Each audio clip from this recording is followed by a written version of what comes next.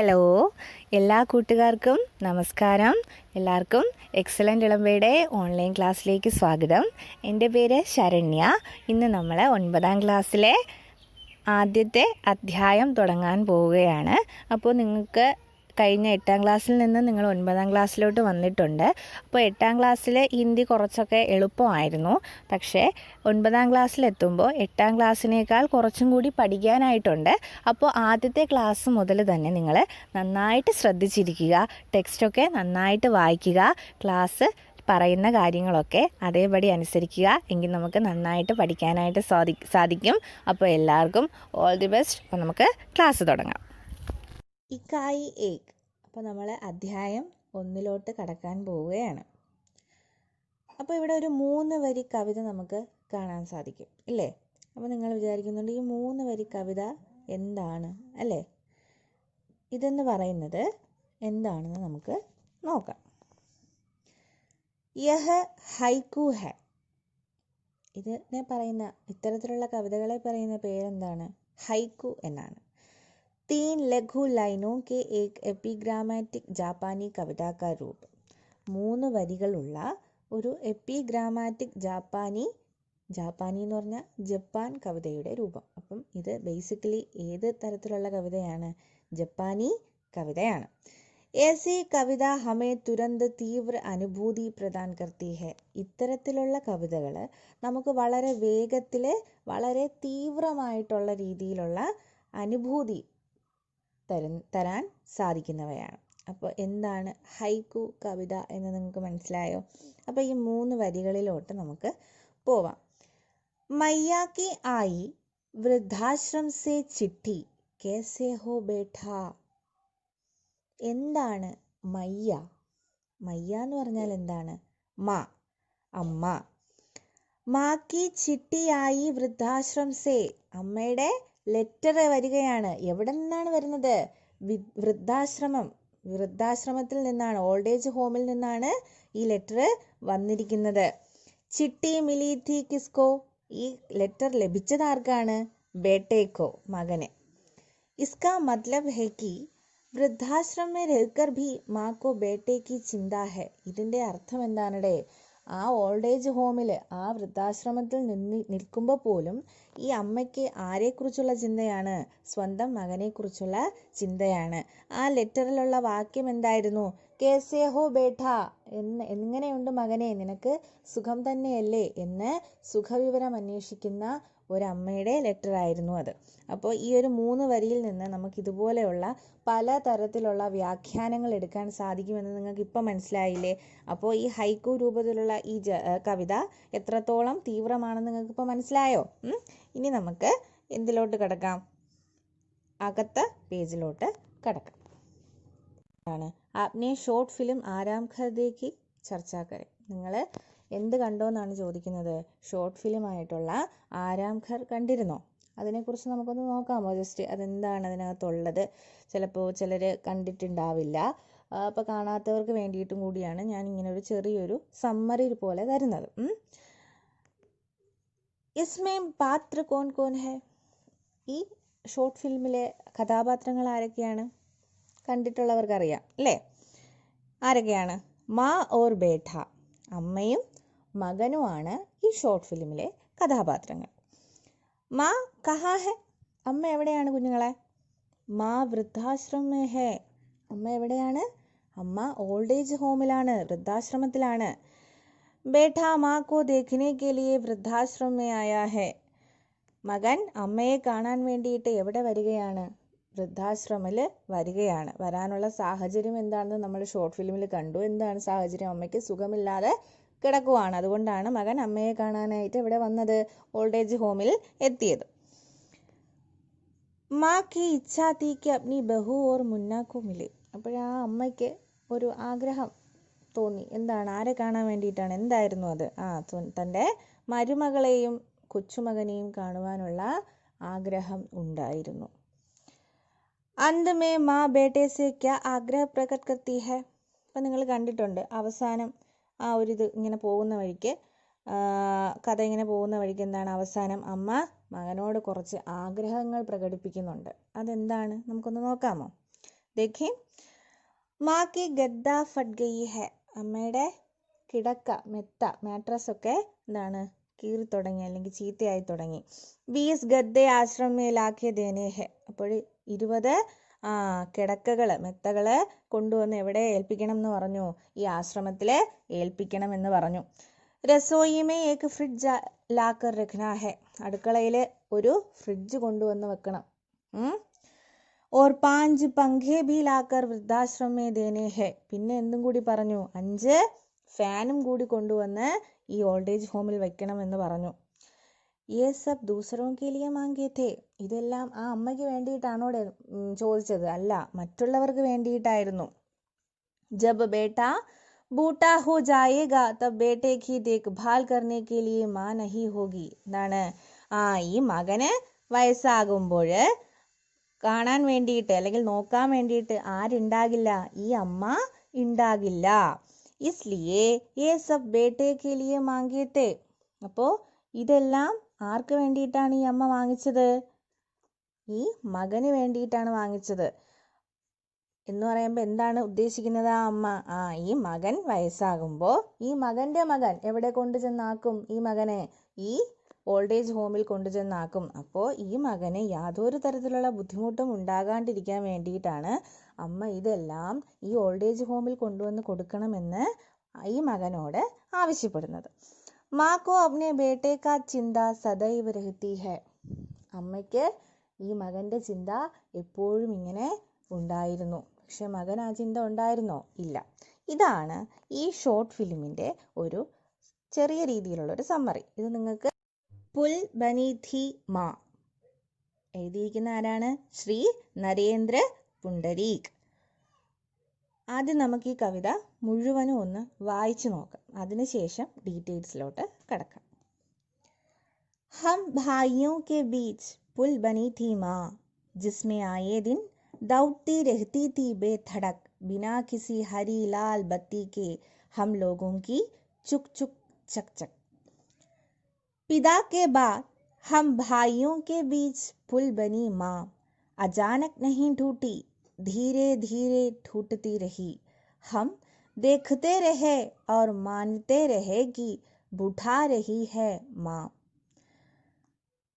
माँ के बार बार कहने को हम मानकर चलते रहे.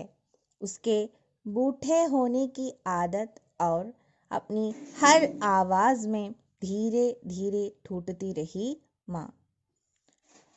हाथों हाथ रहती माँ एक दिन हमारे कंधों में आ गई. धीरे धीरे महसूस करने लगे हम अपने वृषभ कंधों में माँ का भारी होना. जब तक जीवित रही माँ, हम बदलते रहे अपने कंधे. माँ आखिर माँ ही तो है.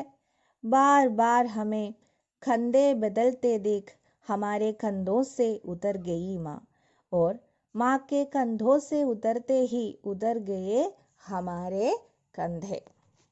ഇനി നമുക്ക് കവിതയിലോട്ട് കിടക്കാം. പുൽ ബനി ഥി മാ. പുല്ലെന്ന് പറഞ്ഞാൽ പാലം. അപ്പോൾ അമ്മ എന്തായി മാറുകയായിരുന്നു? ഒരു പാലമായി മാറുകയായിരുന്നു. ഹം ഭായിയോ കെ ബീച്ച് പുൽ ബനി ഥി മാ. ഞങ്ങൾ സഹോദരന്മാർക്കിടയിൽ അമ്മ എന്തായിരുന്നു? ഒരു പാലമായിരുന്നു. നമ്മുടെയൊക്കെ വീട്ടിലെ ഇതല്ലേടെ സ്ഥിതി. എന്താണ്, നമ്മൾ ചേട്ടനോ ചേച്ചിയോ അനിയനോ അനിയത്തിയോ ഇങ്ങനെ ആരെങ്കിലുമൊക്കെ വീട്ടിലുണ്ടാകും. അപ്പം നമ്മൾ തമ്മിൽ വഴക്ക് കൂടും, അടി കൂടും. അപ്പോൾ ഇതിൻ്റെ ഇടയിൽ കോംപ്രമൈസിന് വരുന്നത് ആരാണ്? നമ്മുടെ അമ്മമാരാണ്. അപ്പോൾ നമ്മുടെ വീട്ടിലെ അമ്മമാരെല്ലാവരും, എല്ലാ വീട്ടിലെയും അമ്മമാരാണ് എന്തോന്ന്? ആ കുടുംബത്തിലെ എല്ലാ മെമ്പേഴ്സിനെയും കൂട്ടിയിണക്കുന്ന ഒരു കണ്ണി. ഉദാഹരണത്തിന് നമുക്കിപ്പം അച്ഛനോട് ചെന്ന് നേരിട്ട് കാര്യങ്ങൾ പറയാൻ ചിലപ്പോൾ ഒരു പേടി കാണും ചിലർക്കെങ്കിലും. എല്ലാവർക്കും എന്ന് പറയുന്നില്ല, ചിലർക്കൊക്കെ കാണും. അപ്പോൾ നമുക്ക് അത്യാവശ്യമായിട്ടൊരു കാര്യം അച്ഛനോട് പറയണം, പക്ഷേ വഴക്ക് കിട്ടുമോ എന്ന് പേടിയുണ്ട്. അപ്പോൾ നമ്മൾ എന്ത് ചെയ്യും? ആദ്യം അമ്മയുടെ മുന്നിൽ പ്രസൻറ്റ് ചെയ്യും. അപ്പോൾ അമ്മ ആരുടെ അടുത്ത് എന്ന് പറയും? അച്ഛൻ്റെ അടുത്ത് എന്ന് പറയും. അവസാനം ആ കാര്യം അച്ഛനറിയും, അത് നേരാവണ്ണം പോവുകയും ചെയ്യും. അപ്പം ഈ ഒരു രീതി ഇപ്പോഴും നമ്മൾക്കിടയിലൊക്കെ ഉണ്ട്. അപ്പോൾ അമ്മ എന്ത് തന്നെയാണ്, അമ്മയെ ഒരു പാലമായിട്ട് കവി പറഞ്ഞിട്ടുണ്ടെങ്കിൽ അത് തീർത്തും എന്താണ്? ശരിയാണല്ലേ? അപ്പോൾ जिसमें आए दिन दौड़ती रहती थी बेधड़क बिना किसी हरी लाल बत्ती के हम लोगों की ചുക് ചുക് ചക് ചക്. എടാ ഇവിടെ ചുക് ചുക് ചക് ചക് എന്ന് പറഞ്ഞിട്ടുണ്ടെങ്കിൽ അത് എന്തായിരിക്കും? പണ്ട് നമ്മൾ 1ാം ക്ലാസ്സിലൊക്കെ പഠിക്കുമ്പം ചുക്ക് ചുക്ക് ചുക്ക് ചുക്ക് എന്നൊക്കെ പറഞ്ഞിട്ട് ഇങ്ങനെ ഓട്ടിച്ചോണ്ടൊക്കെ പോകുന്ന വരിയായിട്ട് പിള്ളേരെയൊക്കെ ബാക്കിൽ നിർത്തി പോകുന്നൊരു കാഴ്ച ഓർമ്മയുണ്ടാ? അങ്ങനെയാണെങ്കിൽ നിങ്ങൾക്ക് മനസ്സിലായിട്ടുണ്ടാകും ഈ സംഭവം എന്താണ് ഇവിടെ ഉദ്ദേശിച്ചിരിക്കുന്നത്.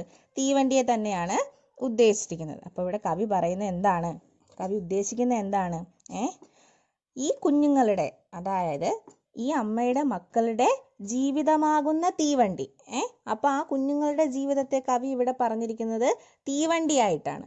ജീവിതമാകുന്ന തീവണ്ടി യാതൊരു ഭയവുമില്ലാതെ, യാതൊരു തടസ്സവുമില്ലാതെ ഇങ്ങനെ അമ്മയാകുന്ന പാലത്തിലൂടെ മുന്നേറിക്കൊണ്ടിരിക്കുകയാണ്. ബിനാ കിസി ഹരി ലാൽ ബത്തി കെ എന്ന് പറഞ്ഞാൽ എന്താണ്? ഹരി എന്ന് പറഞ്ഞാൽ പച്ച, ലാൽ എന്ന് പറഞ്ഞാൽ ചുമപ്പ്, ബത്തി എന്ന് പറഞ്ഞാൽ എന്താണ്? ലൈറ്റ്. ഇപ്പം നമുക്ക് ഈ റെയിൽവേ സ്റ്റേഷനിലൊക്കെ പോകുമ്പോൾ കാണാം, അവിടെ ഈ പച്ച ചുവപ്പ് സിഗ്നൽ ലൈറ്റൊക്കെ കാണും. പച്ച എന്തിനാണ്? ട്രെയിൻ പോകാനും, ചുമപ്പ് ട്രെയിൻ നിർത്താനും. പക്ഷേ ഇവിടെ ഈ കുഞ്ഞുങ്ങളുടെ ജീവിതത്തിൽ എന്താണ്? ഈ പറയുന്ന സിഗ്നൽ ലൈറ്റ്സ് ഒന്നും ഇല്ല. ഈ ഒരു തടസ്സവുമില്ലാതെ അമ്മയാകുന്ന പാലത്തിലൂടെ അവരുടെ ജീവിതം ഇങ്ങനെ മുന്നേറിക്കൊണ്ടിരിക്കുകയാണ് എന്നതാണ് ഈ ഇത്ര ലൈൻസിൻ്റെ അർത്ഥം. അപ്പോൾ ആദ്യം പഠിപ്പിച്ച വരികളുടെ മീനിങ് ഞാനിവിടെ കൊടുത്തിട്ടുണ്ട്. അതായത് ഹിന്ദിയിലാണ് അർത്ഥം കൊടുത്തേക്കുന്നത്.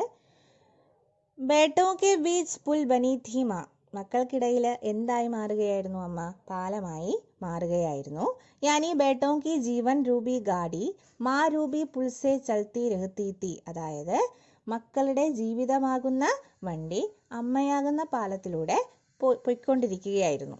കേസെ എങ്ങനെയാണ്? ബേധടക്. ബേധടക് എന്ന് പറഞ്ഞാൽ നിർഭയമായി, ഒരു ഭയവുമില്ലാതെ. ഇസ്കാ മത്ലബ് ഹേ बिना कोई भय से या बिना रुकावट से बच्चों की जिंदगी रूपी रेलगाड़ी चलती रही. ഇതിൻ്റെ അർത്ഥം എന്താണ്? യാതൊരു ഭയവുമില്ലാതെ, യാതൊരുവിധ തടസ്സങ്ങളുമില്ലാതെ കുട്ടികളുടെ ജീവിതമാകുന്ന തീവണ്ടി ഇങ്ങനെ ഓടിക്കൊണ്ടേയിരുന്നു. ഉസ്മേം ഹരി യാ ലാൽ രംഗ് കി ബത്തി നഹീ തി. അതിൽ എന്തില്ലായിരുന്നു? ഈ പച്ച ചുവപ്പ് നിറത്തിലുള്ള സിഗ്നൽ ലൈറ്റ്സ് ഒന്നും ഇല്ലായിരുന്നു. എന്ന് പറഞ്ഞാൽ ഉദ്ദേശിക്കുന്നത് ഇത്ര മാത്രമേ ഉള്ളൂ. അവരുടെ ജീവിതത്തിൽ യാതൊരു തടസ്സവുമില്ലാതെ അമ്മ ഇങ്ങനെ നോക്കിക്കൊണ്ടേയിരുന്നു എന്നതാണ് ഇവിടെ ഉദ്ദേശിക്കുന്നത്. നിങ്ങൾക്ക് ഈ ഒരു മീനിങ്സും കൂടെ തന്നേക്കുന്നത് കുറച്ചും കൂടി ഒന്ന് മനസ്സിലാക്കാൻ വേണ്ടിയിട്ടാണ്. ഇനി നമുക്ക് അടുത്ത വരികളിലോട്ട് കിടക്കാം. ആദ്യം നമുക്കതൊന്ന് വായിച്ചു നോക്കാം. പിതാ കെ ബാദ് हम भाइयों के बीच पुल बनी माँ, अचानक नहीं टूटी, धीरे धीरे टूटती रही, हम देखते रहे और मानते रहे कि बुठा रही है माँ. ഇപ്പം എന്താണ്? പിതാ കെ ബാദ്, അച്ഛന് ശേഷം എന്ന് പറയണമെങ്കിൽ എന്തായിരിക്കണം? അച്ഛൻ മരിച്ചതിന് ശേഷം. പിതാ കെ ബാദ്, അച്ഛൻ്റെ മരണശേഷം. ഹം ഭായിയോ കെ ബീച്ച് പുൽ ബനി മാ, ഞങ്ങൾ സഹോദരന്മാർക്കിടയിൽ അല്ലെങ്കിൽ ഞങ്ങൾ മക്കൾക്കിടയിൽ അമ്മ എന്തായി മാറിയടെ? ഒരു പാലമായിട്ട് മാറി. അചാനക് നഹി ടൂട്ടി. അചാനക് എന്ന് പറഞ്ഞാൽ എന്താണ്? പെട്ടെന്ന്. നഹീം പെട്ടെന്നല്ല. ടൂട്ടന എന്ന് പറഞ്ഞാൽ തകരുക, ദുർബലമാവുക എന്നൊക്കെയാണ് അർത്ഥം. അപ്പോൾ പെട്ടെന്നൊന്നുമല്ല തകർന്നത് അല്ലെങ്കിൽ ദുർബലമായത്. എന്താണ് ദുർബലമായത് നോക്കാമോ? ധീരെ ധീരെ ടൂട്ടത്തി രഹി, വളരെ പതുക്കെ പതുക്കെയാണത് ദുർബലമായത് അല്ലെങ്കിൽ തകർന്നത്. ഹം ദേഖ്തേ രഹേ ഓർ മാൻതേ രഹേ കി ബുഢാ രഹി ഹേ മാ, ഞങ്ങൾ കാണുന്നുണ്ടായിരുന്നു അല്ലെങ്കിൽ ഞങ്ങൾ അംഗീകരിക്കുകയായിരുന്നു. എന്താണ്? അമ്മ വയസ്സാവുകയാണ്. അപ്പോൾ എന്താണ് പെട്ടെന്ന് തകർന്നത്? അമ്മയെ ശാരീരികമായിട്ടും മാനസികമായിട്ടും ഒക്കെ എന്താണ്? ദുർബലമായി കൊണ്ടിരുന്നു. ആ ശാരീരികവും മാനസികമായ ദുർബലത അമ്മയുടെ ദേഹത്തിൽ, അമ്മയുടെ ശരീരത്തിൽ എന്തായി പരിണമിച്ചു? വാർദ്ധക്യമായി പരിണമിച്ചു. അത് ഈ മക്കള് അംഗീകരിക്കുകയും ചെയ്യുന്നുണ്ടായിരുന്നു അല്ലേ? അപ്പോൾ അതാണ് ഇത്രയും വരികളുടെ മീനിങ്.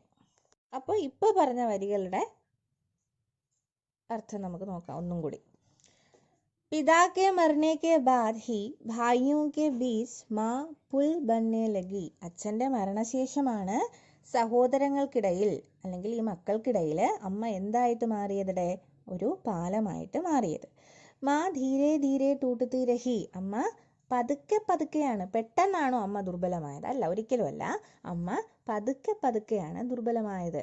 മത്ലബ് ഹോത്താ ഹേ കി, ഇതിൻ്റെ അർത്ഥം എന്താണ്? ദുർബൽ ഹോന യാ കംസോർ ഹോന, ടൂട്ടന എന്ന് പറയുന്നതിൻ്റെ അർത്ഥം എന്താണ്? ദുർബലമാവുക അല്ലെങ്കിൽ കംസോർ ഹോന, രണ്ടിൻ്റെയും മീനിങ് ഒന്ന് തന്നെയാണ്.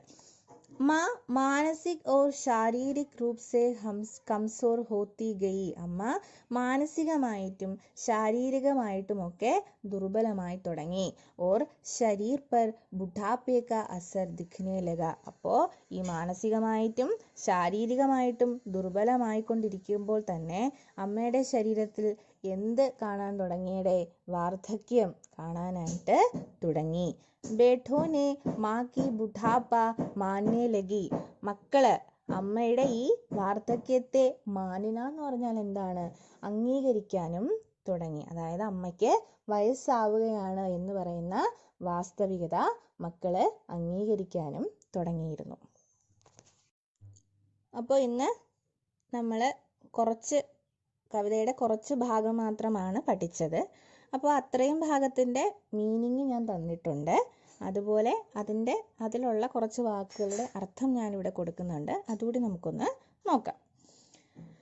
ഭായിയും എന്ന് പറഞ്ഞാൽ സഹോദരങ്ങൾ, ബീച്ച് എന്ന് പറഞ്ഞാൽ ഇടയിൽ, പുൽ എന്ന് പറഞ്ഞാൽ എന്താ? പാലം. മാ എന്ന് പറഞ്ഞാൽ നമുക്ക് എല്ലാവർക്കും അറിയാം, അമ്മ. ജിസ്മേം എന്ന് പറഞ്ഞാൽ അതിലൂടെ, ദൗഡന ഓടുക. ബേ ധടക് ഭയമില്ലാതെ, ഹര എന്ന് പറഞ്ഞാൽ പച്ച, ലാൽ എന്ന് പറഞ്ഞാൽ ചുവപ്പ്, ബത്തി എന്ന് പറഞ്ഞാൽ എന്നതാ? ലൈറ്റ്.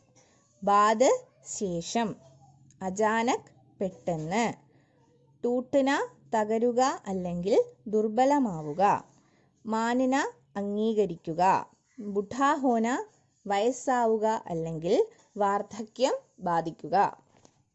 അപ്പോൾ നമ്മൾ ഇന്ന് പുൽബനി ഥി മാ എന്ന് പറയുന്ന നരേന്ദ്ര പുണ്ടരീക്കിൻ്റെ കവിതയിലെ ഒരു 10-14 വരികൾ ഡീറ്റെയിൽ ആയിട്ട് നമ്മൾ നോക്കിയിട്ടുണ്ട്. അതിൻ്റെ അർത്ഥം, വേർഡ് മീനിങ് കൊടുത്തിട്ടുണ്ട്, വരികളുടെ മീനിങ് കൊടുത്തിട്ടുണ്ട്. അപ്പോൾ നിങ്ങൾ ടെക്സ്റ്റ് നന്നായിട്ട് വായിക്കുക. ഈ കൊടുത്തിരിക്കുന്ന മീനിങ് നിങ്ങൾ നന്നായിട്ട് എഴുതിയെടുക്കുക, പഠിക്കുക. ആദ്യം വരി വായിക്കുക, പിന്നെ തന്നിരിക്കുന്ന ആ അർത്ഥം മനസ്സിലാക്കുക. ഇങ്ങനെ കണ്ടിന്യൂസ് ആയിട്ട് നിങ്ങൾ കേൾക്കുമ്പോൾ നിങ്ങളുടെ മനസ്സിൽ ഇന്ന് പഠിപ്പിച്ച ഇത്രയും കാര്യങ്ങൾ നല്ല തറവായിട്ട് ഉണ്ടായിരിക്കും. അപ്പോൾ അടുത്ത ക്ലാസ്സിൽ ഇതിൻ്റെ ബാക്കിയുമായിട്ട് ഞാൻ വരും. അതുവരെ stay tune to excellent online classes. Thank U.